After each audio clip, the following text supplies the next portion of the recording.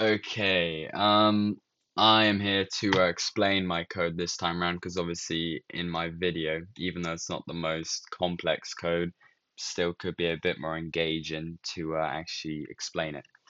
Anyway, here at the beginning, it imports Pygame and JSON. Pygame is obviously to make the game, and JSON is because I'll be using a whatchamacallit, JSON files to be uploading the levels. Anyway, first it sets the window to 640 by 480 and titles it, that kind of stuff. And then it also uses a clock to control the FPS and stuff, and also does a couple universal or global variables as colors just to help me out later. Then I do a couple physics values in like gravity, friction, acceleration, that kind of stuff. They just help out with the general moving of everything. And then I also have the max speed and jump strength, which kind of controls how quick the player character can go. Then I draw a rectangle, which will represent the player, and also use a vector to keep track of the movement and that kind of stuff. And I also declare a variable which uses it to like make sure you can't jump whilst you're already in the air. So I set it to false. And then I've got the load level function over here, which loads level data from my JSON files, which I keep over here.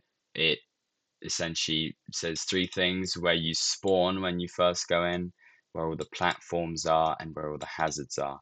And I have 6 different levels here. Okay.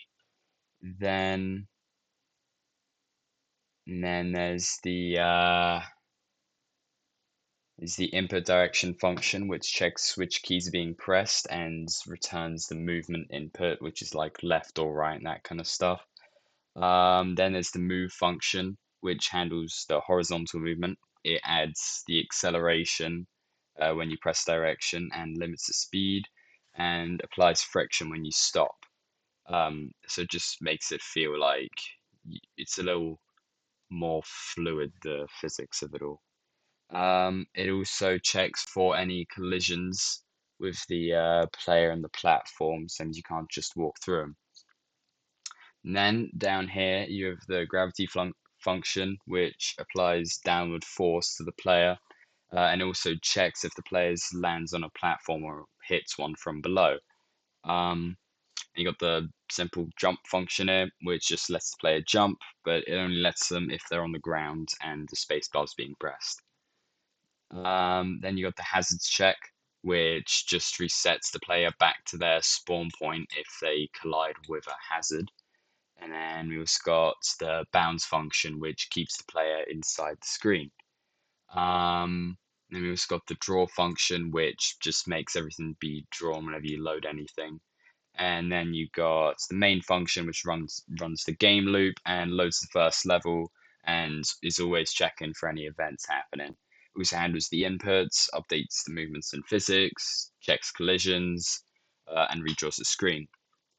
And yes, that's pretty much all of the code explained. So now I actually move on to how the what it does when it's run. So you can see on the window on the right, I already have it run up here. You got the arrow keys for left and right, and then space for jump. You obviously can't run off this side of the screen anymore, which is better than last time. You can just jump up on here, which is the same.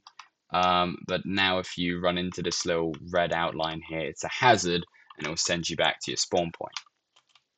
And the biggest difference from last time is now each number key from 1 to 6, when pressed, it will send you to each level. So I'm currently on 1. If I press the 2 number key, it will send me to the second level. Then there's 3, 4, 5, and 6. And you can kind of just walk around each of them. They've got their own platforms and hazards and that kind of stuff. And yeah, and you can just kind of go through them all like this. Pretty cool.